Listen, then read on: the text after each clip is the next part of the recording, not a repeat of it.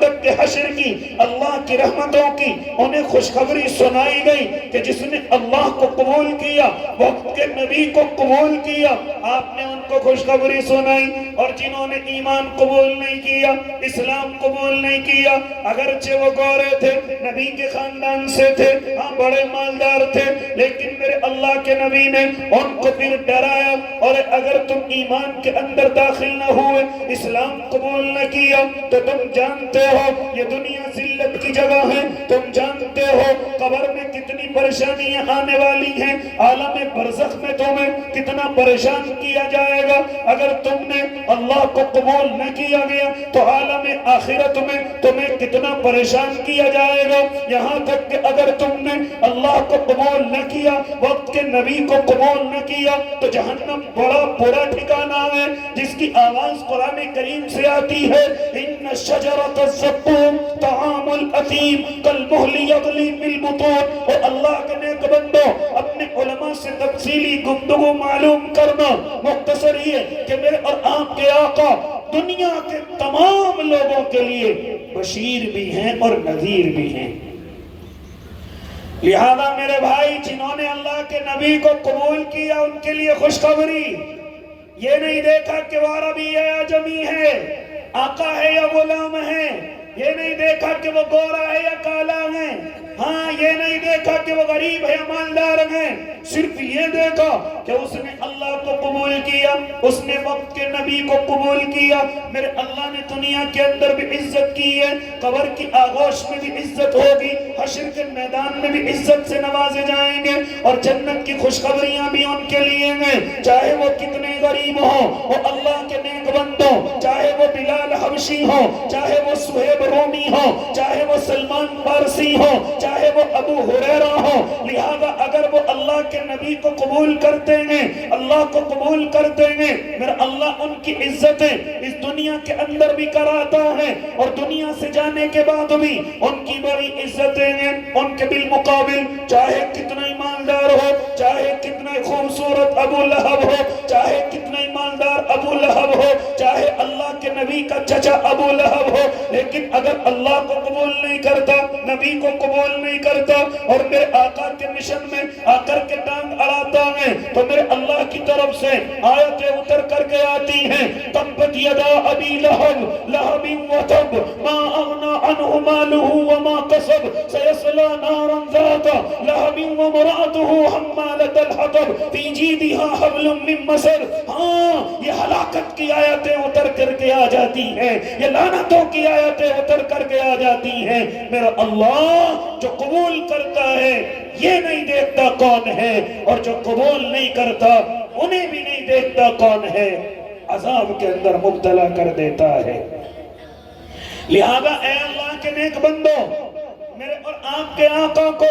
پوری دنیا کے لوگوں کے لیے بشیر اور نذیر بنایا۔ جو آقا کے سامنے ہیں آپ ان کے لیے بھی بشیر اور نذیر ہیں، جو آقا کے بعد آنے والے ہیں، یہاں تک کہ قیامت تک آنے والے جتنے بھی انسان ہیں، آپ تمام کے تمام کے لیے بشیر اور نذیر ہیں۔ لہذا میرے آقا آگے بڑھتے گئے، لوگوں کو دین کے دامن میں لیتے گئے، لوگوں کو اللہ کی رحمتوں میں لیتے گئے، لیکن پوری دنیا کے لوگ نہ آ سکے، میرے آقا عرب کے باہر نہ جا سکے، یہاں تک کہ میرے آقا کے لیے اپنے اللہ کی طرف سے فرمان آ گیا، اب آپ دنیا سے پردہ کریں گے۔ لہذا میرے بھائی یہ پردہ ہو گیا، لیکن پردہ ہونے سے پہلے ذرا سن لیجئے، حجۃ الوداع کا موقع ہے، میرے اور آپ کے آقا محمد عربی ہاں حجۃ الوداع کے موقع پر کعبے کے صحن میں کھڑے ہوئے ہیں، اور 1,24,000 سے زیادہ صحابہ کرام کھڑے ہوئے ہیں، ہاں جن پر میرے آقا نے محنت کی ہے،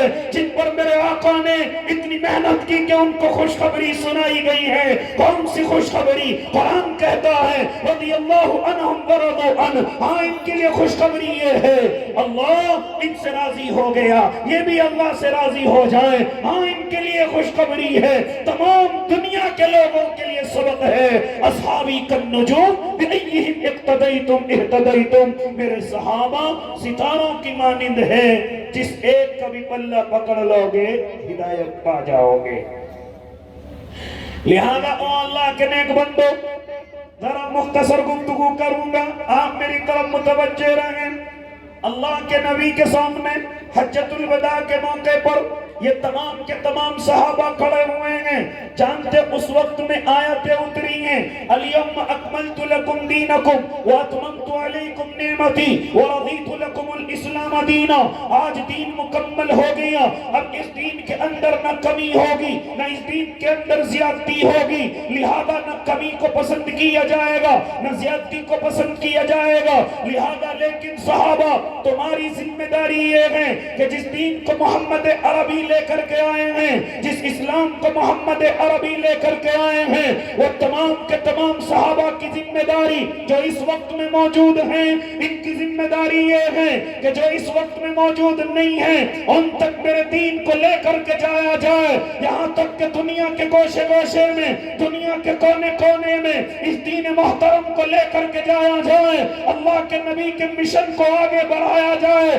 کون سا مشن ہے میرے آقا کا کہ جس دین کو محمد عربی لے کر کے آئے وہ دین ہر گھر کے اندر جانا چاہیے، ہر کچے گھر کے اندر بھی، ہر پکے گھر کے اندر بھی، ہر غریب کے اندر بھی، ہر امیر کے گھر کے اندر بھی، لہذا یہ دین بادشاہوں کے درباروں میں، غریبوں کی جھوپڑیوں میں، یہاں تک کہ جنگلوں کے رہنے والے آدی واسیوں میں، یہاں تک کہ شہروں کے رہنے والے شہریوں میں جس دین کو محمد عربی لے کر کے آئے ہیں اس دین کو پہنچانے کی ذمہ داری آج میرے اور آپ کے آقا صحابہ کرام کی فرما رہے ہیں، لہذا صحابہ نے اس ذمہ داری کو نبھایا۔ راوی بیان کرتا ہے کہ جب میرے آقا نے ذمہ داری لگائی، صحابی اپنے جانور کے نکیل پکڑتا ہے اور جس طرف رخ ملتا ہے اس طرف چل دیتے ہیں، لہذا اللہ کے نبی کے زمانے کے بعد یہ لوگ اللہ کے نبی کے دیوانے ملک شام و یہ لوگ روم و فارس کے اندر پہنچے، شام و لبنان کے اندر پہنچے، یہاں تک کہ جہاں تک اللہ نے طاقت دی یہ وہاں تک اس دین کو لے کر کے پہنچے، اس مشن کو لے کر کے پہنچے، غریبوں میں بھی پہنچے، امیروں میں بھی پہنچے، لیکن ابھی دین پوری دنیا کے لوگوں تک نہیں پہنچ سکا۔ صحابہ کی عمریں مکمل ہو گئی، اب صحابہ نے یہ ذمہ داری تابعین کے سر پر ڈالی، تابعین نے یہ ذمہ داری تابعین کے سر پر ڈالی، یہاں تک کہ ان کی بھی عمریں مکمل ہو گئی اور دین پوری دنیا کے انسانوں تک نہیں پہنچا۔ اب یہ ذمہ داری وقت کے علماء کے سروں پر آئی کہ اب یہ دین تمہیں ہر گھر تک پہنچانا ہے، لہذا میرے بھائی پھر وقت کے علماء نے، وقت کے اولیاء اللہ نے اس ذمہ داری کو نبھایا۔ کہاں تک گفتگو کرو؟ ہاں انہی ولی اللہ نے جن کا نام آج ہم باوضو لیتے ہیں، جن کے لیے ہم دعائیں کرتے ہیں، اللہ ان کی قبروں پر کروڑوں رحمت نازل کر دینا۔ ہاں وہی معین الدین چشتی رحمت اللہ علیہ، اللہ ان کی قبر پر کروڑوں رحمت نازل کرنا۔ اور میرے بھائی 90 لاکھ لوگ اسلام کے اندر حضور والا کی وجہ سے آئے ہیں، کہاں تک گفتگو کروں؟ حضرت عبد القادر جیلانی رحمت اللہ علیہ نہ جانے کتنے لوگ ایمان کے اندر آئے ہیں، آؤ آگے لے کر کے چلوں انہی کے روحانی بیٹے، آؤ میں تمہیں بتلاتا چلوں، زیادہ دنیا کی بات نہیں، صرف اپنے ملک کی بات کرنے لگا کہ میرے اس ملک کے اندر بڑے بڑے علماء موجود ہیں، بڑے بڑے جید علماء موجود ہیں، لیکن ایسے وقت میں انگریز پر سر اقتدار آ جاتا ہے، انگریز اس کو اپنے تسلط میں لے لیتا ہے، انگریز اس کو اپنا غلام بنا لیتا ہے،